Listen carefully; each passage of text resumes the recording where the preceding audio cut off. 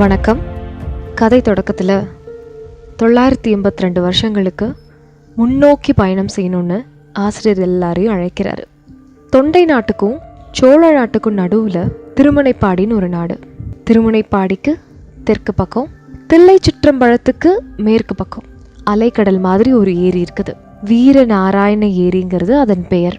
பிற்காலத்தில் பெயர் அப்படியே மருவி வீராணத்து ஏரின்னு மாறுது. ஆடி திங்கள் 18ஆம் நாள், அது ஒரு முன்மாலை நேரம். அலைக்கடல் மாதிரி இருக்கக்கூடிய அந்த ஏரி கரையில் ஒரு வீர வாலிபன் தன்னோட குதிரையோட வந்து நிற்கிறாரு. வல்லவரையன் வந்தியத்தேவன் தமிழ்நாட்டோட புகழ்பெற்ற வானர் குலத்தை சேர்ந்தவர். நெடுந்தூரம் பயணம் செஞ்சதுனால அந்த குதிரையும் களைப்பா இருக்குது. அதனால அந்த குதிரை மெல்ல மெல்ல நடந்து போயிட்டு இருக்குது. ஆனால் வந்தியத்தேவன் அதை பற்றியெல்லாம் எந்த கவலையும் படலை. காரணம், வீரநாராயண ஏரியோட அழகு அவரை அந்த அளவுக்கு வசீகரிச்சிருந்தது. ஆடி 18ஆம் பெருக்கன்று பொதுவாகவே சோழ நாட்டு நதிகளில் எல்லாம் வெள்ளம் கரையை தொட்டுக்கிட்டு ஓடக்கூடிய நேரம். அந்த நதிகளில் இருந்து நீர் பெறக்கூடிய பிற ஏரிகள்லையும் புது வெள்ளம் பெருக்கெடுத்து ஓடக்கூடிய காலம். வடகாவேரின்னு பக்தர்களாலையும் கொள்ளிடம்னு மக்களாலையும் வழங்கப்பட்ட நதியில இருந்து வடவாறு வழியா தண்ணீர் வந்து வீரநாராயண ஏரியில பாய்ந்து அந்த ஏரிய ஒரு பெருங்கடலா ஆக்கியிருந்தது. அந்த ஏரியோட 74 கணவாய் வழியாக தண்ணீர் அப்படியே குமு குமுன்னு பாய்ந்து சுற்றுப்பக்கத்துல நீர்வளத்தை அள்ளி தெளிச்சிட்டு இருந்தது. அந்த ஏரி தண்ணீரை வச்சுதான் கண்ணு கட்டின தூரம் வரைக்கும் இருக்கக்கூடிய வயல்கள்ல உழவு, விரை தெளிக்கிறது, நடவு நடுறது எல்லாமே நடந்துட்டு இருக்கு. வயல்கள்ல உழுது கொண்டிருக்கக்கூடிய அந்த குடியானவர்களும் நடவு நட்டுட்டு இருக்கக்கூடிய குடியான பெண்களும் இனிய இசைகள்ல குதூகலமா அங்கங்க பாடிட்டு இருக்காங்க. இது எல்லாம் கேட்டுக்கிட்டு வந்தியத்தேவன் அவனோட களைத்து போயிருந்த அந்த குதிரையை விரட்டாம மெல்லமா போய்கிட்டே இருக்காரு. ஏரி கரை மேல ஏறியதுல இருந்து அந்த வந்தியத்தேவன் மனசுல இந்த ஏரிக்கு 74 கணவாய்கள் அப்படின்னு சொல்லப்பட்டது உண்மைதானா அப்படின்னு தெரிஞ்சுக்கணுன்ற ஒரு ஆவல். அதனால ஒரு 1.5 காத தூரம் ஒவ்வொரு கணவாயா எண்ணிக்கிட்டே வந்து 70 கணவாய்களை எண்ணி முடிக்கிறாரு. ஆஹா, இது எவ்வளோ பிரம்மாண்டமான ஏரி, எவ்வளவு நீளம், எவ்வளவு அகலம். தொண்ட நாட்டுல பல்லவ பேரரசர்கள் செய்து வைத்துட்டு போன குளம் குட்டைகள் எல்லாம் இந்த ஏரிக்கு முன்னாடி எம்மாத்திரம். வடகாவேரியில வீணா போய் கடல்ல விழக்கூடிய தண்ணீரை பொதுமக்கள் பயன்படுத்தணும் அப்படின்னு மதுரை கொண்ட பராந்தக சோழரோட புதல்வர் இளவரசர் ராஜாதித்தர் இந்த கடல் மாதிரி இருக்கக்கூடிய ஏரிய அமைக்கணும்னு எண்ணி இருக்காரு. அப்படி எண்ணினதோட மட்டும் இல்லாம அது செயல்லையும் காட்டியிருக்கிறாரு. அவர் எப்பேற்பட்ட அறிவாளியா இருக்கணும். வீரத்துல மட்டும் அவருக்கு இணை வேற யாரு? தக்கோலத்துல நடந்த போர்ல அவரே முன்னாடி நின்று யானை மேல ஏறி நின்று போர் புரிகிறாரு. அந்த போர்ல பகைவர் அனுப்பின ஒரு வேலை அவரோட மார்புல தாங்கி கொண்டு அதே யானை மேல உயிர் நீத்துறாரு. அதனால அவருக்கு யானை மேல துஞ்சிய தேவர்னு ஒரு பட்ட பெயர் இருக்கு. இந்த சோழ குலத்து மன்னர்கள் தான் ரொம்பவும் அதிசயமானவங்க. அவங்க வீரத்துல எப்படியோ அப்படியே அறத்திலும் மிக்கவர்கள், அறத்துல எப்படியோ அப்படியே தெய்வ பக்தியிலும் மிக்கவர்கள். இப்படிலாம் எண்ணிக்கொண்டு அந்த வீரநாராயண ஏரிக்கரையோட தென் கோடிக்கு வந்துடுறாரு வந்தியத்தேவன். அங்க வடகாவேரியிலேருந்து பிரிந்து வந்த அந்த வடவாறு ஏரியில வந்து சேரக்கூடிய காட்சியை பார்க்குறாரு. ஏரி கரையிலிருந்து சிறிது தூரம் வரையில ஏரியோட உட்புறம் படுகையா அமைஞ்சிருக்கு.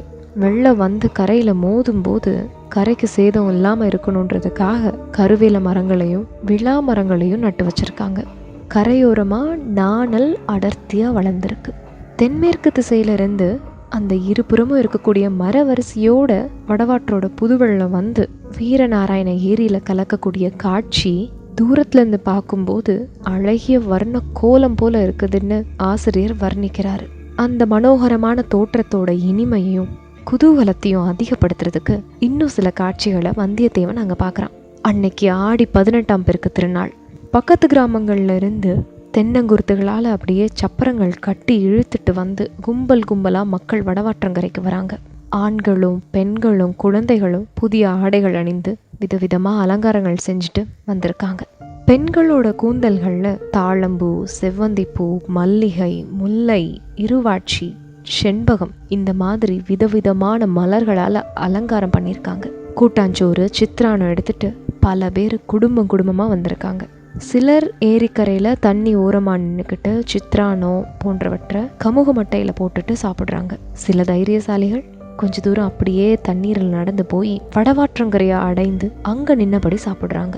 குழந்தைங்கள் சில பேர் சாப்பிட்டதுக்கப்புறம் அந்த கமுகு மட்டையை வடவாற்றங்கரையில் அப்படியே வீசுகிறாங்க. அது தண்ணியில் அடிச்சுக்கிட்டு ஓடக்கூடிய அழகை அப்படியே பார்த்து ரசிக்கிறாங்க. இது எல்லாத்தையும் பார்த்துக்கிட்டு வல்லவரையன் வந்தியத்தேவன் அங்கேயே நிற்கிறாரு. அங்கே நிற்கக்கூடிய பெண்களில் இனிமையான குரலுடைய சில பெண்கள் பாடுறதையும் வந்தியத்தேவன் காது கொடுத்து கேட்குறான்.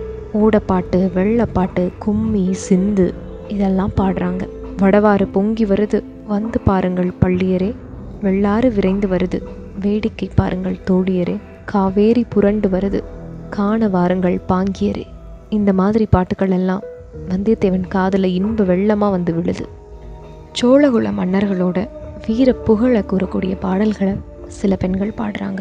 இன்னும் சில பெண்கள் 32 போர்களில் ஈடுபட்டு உடம்புல 96 காயங்களை ஆபரணமாக பூண்டிருந்த விஜயாலய சோழனோட வீரத்தை பாடுறாங்க. அவனுடைய மகன் ஆதித்த சோழனோட வீரத்தை போற்றி காவேரி நதி உற்பத்தி ஆகிற இடத்துல இருந்து கடல்ல சேரக்கூடிய இடம் வரைக்கும் 64 சிவாலயங்கள் எடுப்பித்ததை இன்னொரு பெண் பாட்டா பாடுறா. ஆதித்தனுடைய மகன் பராந்தக சோழ மகாராஜன் பாண்டியர்களையும் பல்லவர்களையும் சேரர்களையும் வெற்றி கொண்டு ஈழத்துக்கும் படை அனுப்பி அங்கேயும் வெற்றி கொடி நாட்டிய வரலாறு இன்னொரு பெண் உற்சாகமாக பாடுறா. ஒவ்வொருத்தையும் பாடிய பாட்டை கேட்கும்போது சுற்றி நின்ன ஜனம் எல்லாம் ஆகா ஆகான்னு கோஷிக்க அந்த இடமெல்லாம் மகிழ்ச்சி வெள்ளம் ததும்பி நிற்குது. குதிரை மேலே இருந்தபடியே வந்தியத்தேவன் இந்த பாடல்கள் எல்லாம் கேட்டுட்டு இருக்கிறான். அப்போ ஒரு மூதாட்டி அவன்கிட்ட வந்து, தம்பி, ரொம்ப தூரத்துலேருந்து வந்திருக்க போல, ரொம்ப களைச்சி போயிருக்க, குதிரை மேலே இருந்து இறங்கி வந்து கொஞ்சம் கூட்டாஞ்சோறு சாப்பிடுப்பா அப்படின்னு சொல்ல, உடனே அங்கே நிற்கக்கூடிய இள நங்கைகளோட கவனம் நம்ம வந்தியத்தேவன் மேலே திரும்புது. அவனோட தோற்றத்தை குறித்து அவங்களுக்குள்ள ரகசியமாக பேசிக்கிட்டும் சிரிச்சுக்கிட்டும் கேலி செஞ்சுக்கிட்டும் இருக்காங்க. வந்தியத்தேவனுக்கு ஒரு பக்கம் வெட்கம், இன்னொரு பக்கம் குதூகலம். அந்த மூதாட்டி சொன்னபடி இறங்கி போய் கூட்டாஞ்சோறு சாப்பிடலான்னு நினச்சா அங்கே நிற்கக்கூடிய இளநங்கைகள் எல்லாரோட கவனமும் கண்டிப்பாக இவன் மேலே தான் திரும்பும். அவங்க எல்லாம் இவனை சூழ்ந்து நின்றுக்கிட்டு இன்னும் கேலி செஞ்சு சிரிப்பாங்க. இருக்கட்டுமே, அதனால என்ன, அவ்வளோ அழகிய பெண்கள் எல்லாரையும் ஒரே இடத்துல பார்க்கறது என்ன அவ்வளோ சுலபமான காரியமா? அவங்கெல்லாம் தன்னை கேலி செஞ்சு பேசினா கூட அந்த சத்தம் வந்தியத்தேவனோட காதுக்கு தேவகானமாக இருக்குது. வந்தியத்தேவனோட கண்களுக்கு அந்த ஏரிக்கரையில் நிற்கக்கூடிய பெண்கள் எல்லாருமே ரம்பை மாதிரியும் மேனகை மாதிரியும் தெரியுறாங்க. ஆனால் அதே நேரத்தில் தென்மேற்கு திசையில் வடவாற்று நீரோட்டத்தில் காணப்பெற்ற ஒரு காட்சி வந்தியத்தேவனுக்கு கொஞ்சம் தயக்கத்தை கொண்டு வருது. வெள்ளைப்பாய் விரிக்கப்பட்ட 7-8 பெரிய பெரிய ஓடங்கள் பார்க்கறதுக்கு எப்படி இருக்குன்னா, வெண்சிறகுகளை விரிச்சு கொண்டு அன்னப்பறவைகள் வர்ற மாதிரி இருக்கு. ஏரிக்கரையில் பல வகை களியாட்டங்களில் ஈடுபட்டிருக்க ஜனங்கள் அந்த பெரிய படகுகள் வரும் திசையை பார்க்க ஆரம்பிச்சிட்டாங்க. அந்த படகுகளில் ஒரு படகு எல்லாத்துக்கும் முன்னாடி விரைந்து வருது ஏரிக்கரையை நோக்கி. அந்த படகுல கூரிய பிரகாசமான வேல்களை ஏந்திய ஆஜானுபாகுவான வீரர்கள் நிற்கிறாங்க. அவர்களில் சிலர் ஏரிக்கரையில வந்து அங்க இருக்கக்கூடிய ஜனங்களை பார்த்து போங்க போங்க அப்படின்னு விரட்டுறாங்க. அவங்கள அதிகமா விரட்டுறதுக்கு இடம் வைக்காம மக்களே அவங்களோட பாத்திரங்கள் பண்டங்கள் எல்லாத்தையும் எடுத்துக்கிட்டு விரைவா கரையேற தொடங்குறாங்க. இந்த காட்சியெல்லாம் பார்த்துட்டு இருக்கிற வந்தியத்தேவனுக்கு ஒண்ணுமே புரியல. இந்த வீரர்கள்லாம் யாரு? பின்னால வர்ற பாய் விரித்த படகுகள்ல யார் இருக்காங்க? எங்கிருந்து வர்றாங்க? ஒருவேளை அரச குடும்பத்தை சேர்ந்தவங்களா இருப்பாங்களோ? இத்தனை கேள்விகள் வந்தியத்தேவனுக்குள்ள. ஏரிக்கரையில் நிற்கக்கூடிய ஒரு பெரியவர்கிட்ட போய் வந்தியத்தேவன் கேட்குறான், ஐயா, இந்த வீரர்கள்லாம் யாரை சேர்ந்தவங்க? அதோ பின்னால் வரக்கூடிய ஓடங்கள் யாருடையது? எதற்காக இந்த வீரர்கள் எல்லாம் மக்களை போங்க போங்கன்னு விரட்டுறாங்க? மக்களும் எதுக்காக விரைந்து ஓடுறாங்க? இப்படின்னு கேள்விகளை அடுக்கிறான் வந்தியத்தேவன். தம்பி, உனக்கு தெரியலையா என்ன? அதோ அந்த படகுகளில் நடுவில் வரக்கூடிய படகுல ஒரு கொடி பறக்குதே, அதில் என்ன எழுதியிருக்குன்னு பாரு அப்படிங்கிறாரு பெரியவர். பனைமரம் போல தெரியுது அப்படிங்கிறான் வந்தியத்தேவன். பனைமரம்தான் பனைமரம்தான். பனைமரக்கொடி பழுவேட்டையர் கொடின்னு உனக்கு தெரியாதா என்ன அப்படின்னு பெரியவர் சொல்ல, மகாவீரர் பழுவேட்டையரா வருகிறார் அப்படின்னு வந்தியத்தேவன் ஒரு திடுக்கிட்ட குரல்ல கேட்குறான். அப்படித்தான் இருக்கணும், பனைமரக்கொடியை போட்டுக்கிட்டு வேற யார் வர முடியும் அப்படின்றாரு பெரியவர். வந்தியத்தேவனோட கண்கள் அளவில்லா வியப்புல அப்படியே விரியுது. அந்த படகுகள் வந்த திசையை நோக்குது. பழுவேட்டரையரை பத்தி வந்தியத்தேவன் எவ்வளவோ கேள்விப்பட்டிருந்தான். யார் தான் கேள்விப்படாம இருக்க முடியும்? தெற்கே ஈழ நாட்டிலிருந்து வடக்கே கலிங்க நாடு வரைக்கும் அண்ணன் தம்பிகளான பெரிய பழுவேட்டரையர், சின்ன பழுவேட்டரையர், அவங்களுடைய பெயர்கள் ரொம்ப பிரபலமாயிருந்தது. உறையூருக்கு பக்கத்துல வடகாவேரியின் வடகரையில் இருக்கக்கூடிய பழுவூர், அதுதான் அவர்களுடைய நகரம். விஜயாலய சோழன் காலத்துல இருந்தே பழுவேட்டரையர் குலம் வீர புகழ் பெற்றிருந்தது. அந்த குடும்பத்தார்கள் சோழ மன்னர் குடும்பத்தோட கொள்வினை கொடுப்பினை செய்து வந்தாங்க. இது காரணமாகவும் அவர்களுடைய குலத்தொன்மை, வீர புகழ், இது காரணமாகவும் பழுவேட்டரையர் குலம் அரச குலத்தின் எல்லா சிறப்புகளையும் பெற்றிருந்தது. தனியா கொடி போட்டுக்க கூடிய அளவுக்கு உரிமையும் இருந்திருக்கு பழுவேட்டரையர் குலத்துக்கு. இப்ப இருக்கக்கூடிய பழுவேட்டரையர்கள் இருவர். மூத்தவர் 24 போர்களில் ஈடுபட்டவர். அவருடைய காலத்துல அவருக்கு இணையான வீரர் சோழ நாட்டில் யாருமே இல்லைன்ற அளவுக்கு புகழ் வாய்ந்தவர். இப்போது சோழ நாட்டு அரசாங்கத்தில் உன்னதமான பல பதவிகளை வகித்து கொண்டு வருகிறார். அவர் சோழ சாம்ராஜ்யத்தோட தனாதிகாரி, தானியாதிகாரி. தன பண்டாரமும் தானிய பண்டாரமும் அவருடைய அதிகாரத்தில் தான் இருந்தது.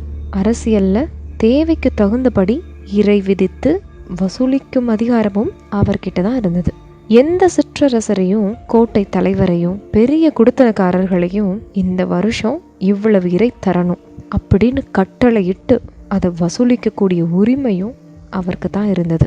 அதனால சுந்தர சோழ மகாராஜாவுக்கு அடுத்தபடியா சோழ சாம்ராஜ்யத்துல இப்போ வலிமை மிக்கவர்னா பழுவேட்டரையர் தான். அந்த மகாவீரமும் அளவில்லா வலிமையும் அதிகாரமும் படைத்தவரான பெரிய பழுவேட்டரையரை பார்க்கணுன்ற ஆவல் வந்தியத்தேவனுக்கு வந்துருச்சு.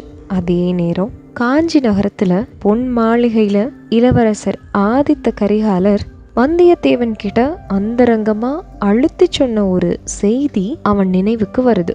வந்தியத்தேவா, நீ சுத்த வீரன்னு எனக்கு தெரியும். அதோட நீ நல்ல அறிவாளி நம்பி இந்த பொறுப்பை உன்கிட்ட ஒப்படைக்கிறேன்.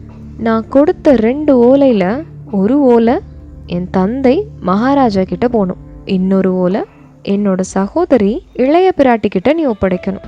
சோழ ராஜ்யத்துல பெரிய பெரிய அதிகாரிகளை பத்தி நான் என்னெல்லாமோ கேள்விப்படுறேன். அதனால என்கிட்ட இருந்து நீ ஓலை எடுத்துட்டு போகக்கூடிய விஷயம் வேற யாருக்கும் தெரியக்கூடாது. வழியில யார் கூடயும் சண்டை போடக்கூடாது. நீயா வலுச்சண்டைக்கு போகாமல் இருந்தா மட்டும் இல்ல, உன்னை தேடி வலிய வரக்கூடிய சண்டைக்கும் நீ போகக்கூடாது.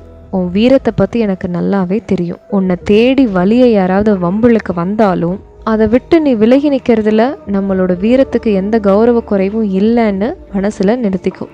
முக்கியமா பழுவேட்டரர்கள் கிட்ட இருந்தும் என்னுடைய சிறிய தந்தை மதுராந்தகரிடமும் நீ ரொம்ப ஜாக்கிரதையா நடந்துக்கணும் அப்படின்னு ஆதித்த கரிகாலர் சொல்லியிருக்காரு. சோழ சாம்ராஜ்யத்தோட பட்டத்துக்குரிய இளவரசரும் வடதிசை சைன்யத்தோட மாதண்ட நாயகருமான ஆதித்த கரிகாலர் இந்த மாதிரி சொல்லி வச்சிருக்காரு வந்தியத்தேவன் கிட்ட. அது மட்டும் இல்லாம வந்தியத்தேவன் எப்படி எப்படி நடந்துக்கணும் அப்படிங்கிற விதங்களை பற்றியும் திரும்ப திரும்ப சொல்லி அனுப்பியிருக்கிறாரு ஆதித்த கரிகாலர். இது எல்லாம் நினைவுக்கு வரவும் பழுவேட்டரையரை பார்க்கணுன்ற ஆவலை வந்தியத்தேவன் அடக்கிக்கிட்டான். தன்னோட குதிரையை தட்டி விட்டு கொஞ்சம் வேகமாக செல்ல முற்படுறான். ஆனால் என்னதான் தட்டி விட்டாலும் களைப்பா இருக்கக்கூடிய அந்த குதிரை கொஞ்சம் மெதுவாக தான் போகுது. அந்த நாள் இரவை கடம்பூர் சம்புவரையர் மாளிகையில் தங்கி கழித்து விட்டு அடுத்த நாள் காலையில் கிளம்புறதுக்கு முன்னாடி ஒரு நல்ல குதிரையை சம்பாதிச்சுட்டு கிளம்பணும்னு வந்தியத்தேவன் முடிவு பண்ணுறான். இதோட அத்தியாயம் 1 முடியுது. அத்தியாயம் 2ல் என்ன நடக்குன்னு பார்க்கலாம்.